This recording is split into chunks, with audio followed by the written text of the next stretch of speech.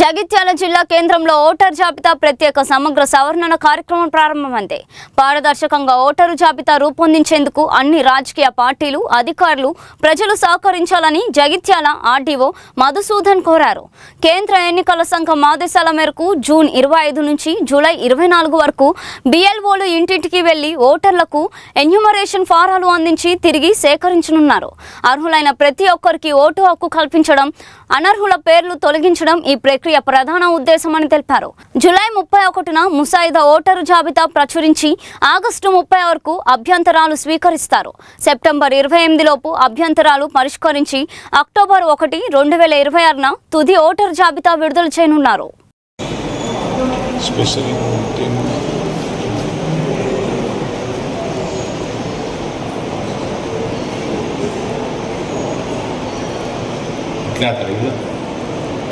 Photo ಕೊಡುತ್ತೆ దీనికి ముందు స్కిప్ ಆಗ್ತದೆ.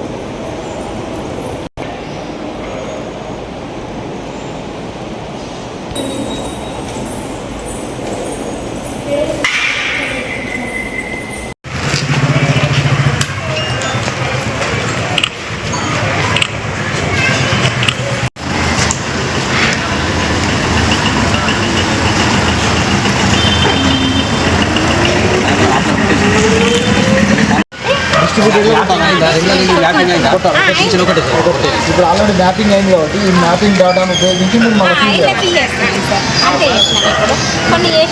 మీరు కొన్ని చేస్తలు ఇవ్వండి. ఎవరైనా చేయగలుగుతారో వాళ్ళకి ఇవ్వండి. ఎందుకంటే వాళ్ళకి ఇచ్చినా మళ్ళీ మీరు నింపండి. మీరు సాయంత్రం రేపు వచ్చి మనం ఇంటికి తీసుకున్నప్పుడు జగిత్యాల జిల్లా జగిత్యాల కాన్స్టిట్యున్సీలో మనం సర్ ప్రక్రియను చేపడుతున్నాము. మా జగిత్యాల కాన్స్టిట్యున్సీకి సంబంధించి 254 పోలింగ్ స్టేషన్లలో 254 మంది బిఎల్ఓలను అపాయింట్ చేయడం జరిగింది. ప్రతి 10 బిఎల్ఓలకు ఒక సూపర్వైజర్ను కూడా ఇవ్వడం జరిగింది. మొత్తం 2,39,000 ఓట్లు ఉన్నాయి. ఈ ప్రతి బిఎల్ఓ అన్ని హౌస్ టు హౌస్ ఎన్యూమరేషన్ చేయడం నుంచి ప్రతి ఇంటికి సందర్శిస్తారు. ఆ సందర్భంలో వాళ్ళకు ప్రస్తుతం ఉన్న ఓటరు 2002లో ఓటర్ ఎక్కడ ఉన్నా అనే వివరాలు ఇవ్వాల్సి ఉంటుంది. ఒకవేళ అప్పుడు లేని పక్షంలో వాళ్ళు ఫాదర్ది కానీ, మదర్ది కానీ, గ్రాండ్ ఫాదర్ది కానీ, గ్రాండ్ మదర్ది కానీ ఇవ్వచ్చు.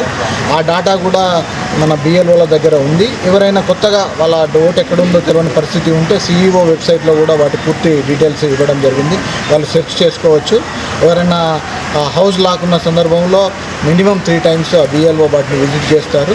విజిట్ చేసి వచ్చిన డేటాను మనము ఈ 1 monthలో వచ్చిన డేటాను మనము 31 జూలై రోజు పబ్లిష్ చేయడం జరుగుతుంది. ఆ తర్వాత మనము ఆబ్జెక్షన్స్ తీసుకొని 1 అక్టోబర్ రోజు పూర్తి స్థాయిలో మనం దీన్ని పబ్లిష్ చేయడం జరుగుతుంది. దీనికి సంబంధించి మనము జిల్లా కలెక్టర్ గారు ఆధ్వర్యంలో మా కాన్స్టిట్యున్సీలో మేము పొలిటికల్ పార్టీస్ మీటింగ్స్ పెట్టాము. ప్రతి వారం కూడా పెడుతున్నాము. వాళ్ళందరూ కూడా బూత్ లెవెల్ ఏజెంట్లను కూడా అపాయింట్ చేయడం జరిగింది. ఈ బూత్ లెవెల్ ఆఫీసర్స్తో పాటు బూత్ లెవెల్ ఏజెంట్లు కూడా వాళ్ళు ఉంటారు.